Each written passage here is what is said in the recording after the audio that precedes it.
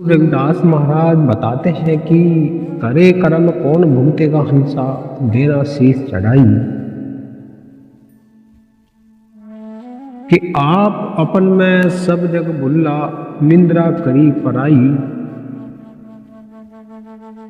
वीरानी आत्मा का गला मोच के, अपना रे स्वार्थ बनाई।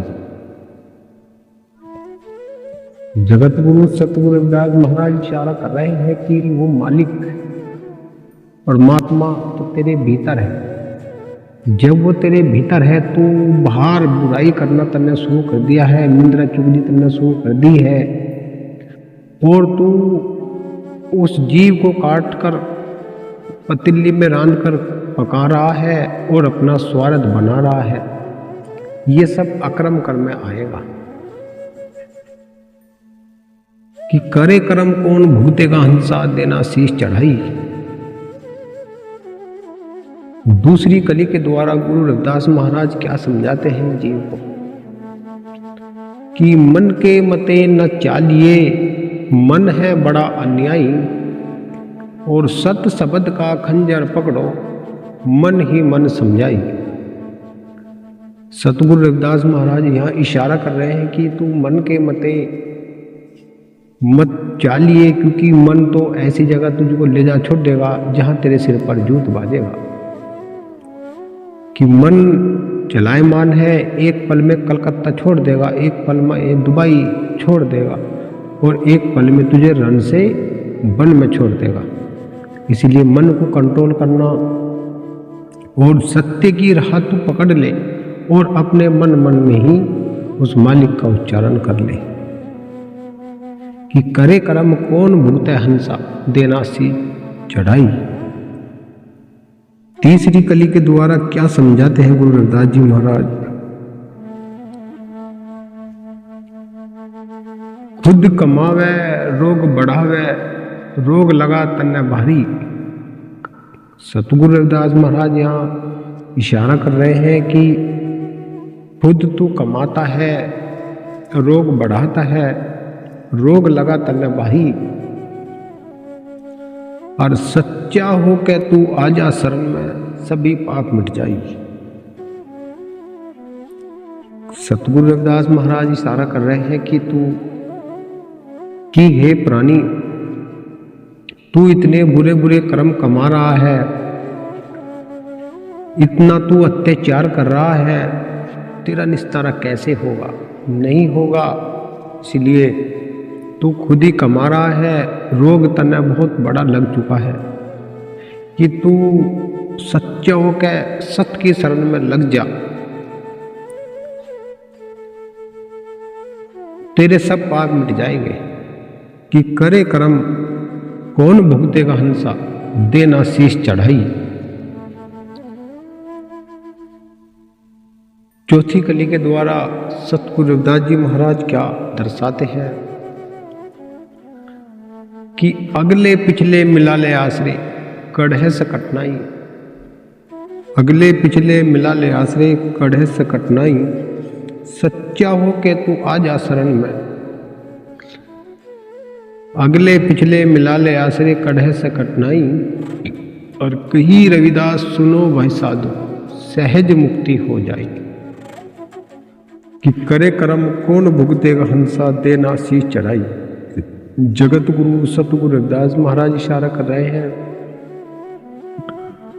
कि तू अगले पिछले मिला ले आश्रय। अगले का मतलब है कि जितने भी तूने अपने परिवार में बच्चे पैदा किए हैं, एक किए हैं, अनेक किए हैं या दो किए हैं, उन सब को संग लेकर तू सत्य की संगत करना शुरू कर देगा, सच्चा तू ज्ञान प्राप्त करना शुरू कर देगा, और अपने घर को तू सुख समृद्धि की ओर ले जाएगा, और अपने घर की उन्नति के लिए तू मालिक सतगुरु महाराज से प्रार्थना करेगा, और 2 टाइम का तू साधना मेडिटेशन करेगा, ध्यान लगाएगा, और साधु संतों की तू सेवा करेगा, माँ बाप की तू सेवा करेगा, तो तुझको यही सी तेरे घर के अंदर ही सब कुछ प्राप्त हो जाएगा। क्योंकि 4 तरह के कर्म बताए हैं। एक कर्म सारी दुनिया कर रही है जिसका भेद नहीं है कि कौन सा कर्म अच्छा होने वाला है, कौन सा बुरा होने वाला है। एक कर्म होता है अकर्म कर्म, कि दारू पीना, झूठ बोलना, चोरी करना, सट्टे लगाना, जुआ खेलना, एक दूसरे को अव्यर्थ भाषा में बात करना।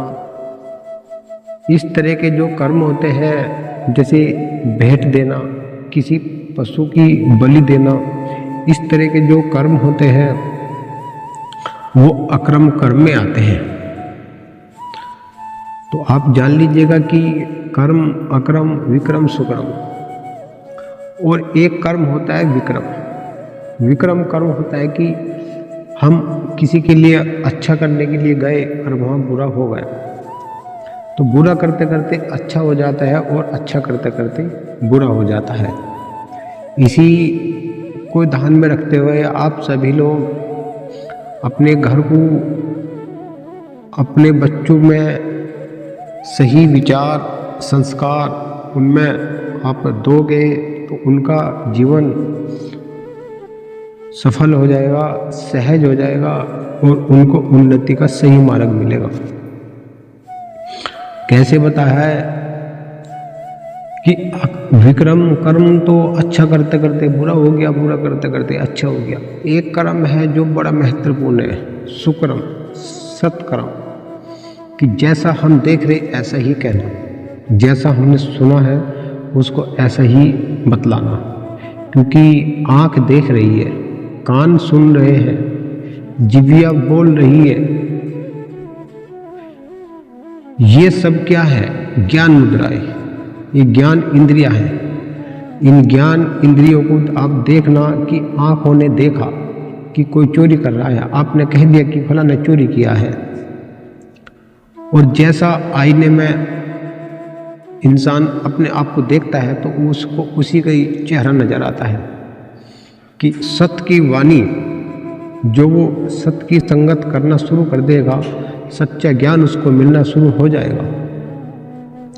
और जब सच्चा ज्ञान उसको मिलना शुरू हो जाएगा तो उसका जीवन सुखमय और आनंदमयी व्यतीत होना शुरू हो जाएगा।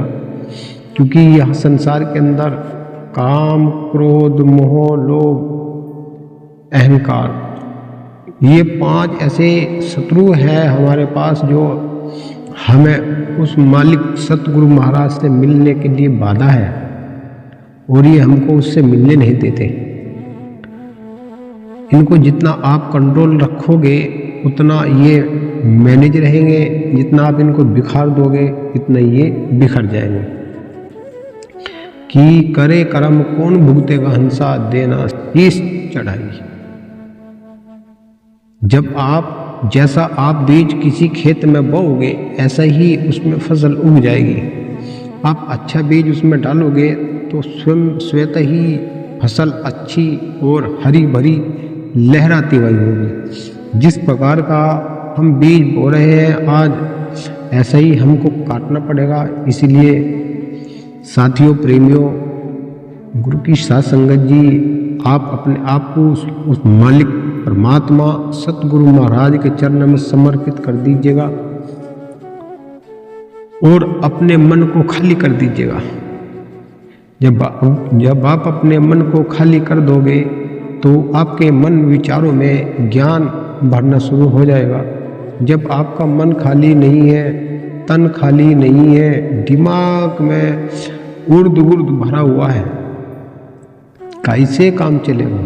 चलेगा नहीं, बिगड़ जाएगा। आप इस चीज को समझ लेना और समझने के बाद निर्णय स्वयं अपने आप से करना कि तू कौन है, कहाँ से आया है, क्या करने आया है। कहा भी है कि आया था किस काम को, करने लगे क्या काम, आए थे आत्मज्ञान को, धोने लगे चाम। सभी संसार समस्त इस चाम को ही धो रहा है। खूबसूरत हो गए, अच्छे वस्त्र पहन लिए, अच्छे कपड़े पहन लिए, बढ़िया तेल चाहिएगा, बढ़िया साबुन चाहिएगा। इसी तरीके से नहा धोकर सूट बूट टाई टुई बांध कर जेंटलमैन हो गए, लेकिन परमात्मा तो तुम्हारे अंदर विचारों को देखकर ही निर्णय लेगा। तुम्हारे वस्त्रों को, तुम्हारे कपड़ों को, तुम्हारे सौंदर्य को देखकर वो निर्णय नहीं लेगा। वो तुम्हारे अंदर भाव को देखकर निर्णय लेगा कि तुम्हारी प्रवृत्ति कैसी है, तुम्हारी नीयत कैसी है। उसके आधार पर ही सूट बूट बेल्ट, ये सौंदर्य तो संसार के लोग देखेंगे कि भाई बहुत खूबसूरत है या बहुत खूबसूरत महिला है। इस चीज़ को हमको नहीं देखना है। साथियों, प्रेमियों, वीडियो को यही समाप्त करेंगे। आने वाली नेक्स्ट वीडियो में हम आपके सामने बहुत महत्वपूर्ण अच्छी वाणी लेकर आएंगे। यदि आप हमारे चैनल पर नए हैं तो सब्सक्राइब और कमेंट जरूर कर दीजिएगा। सतनाम।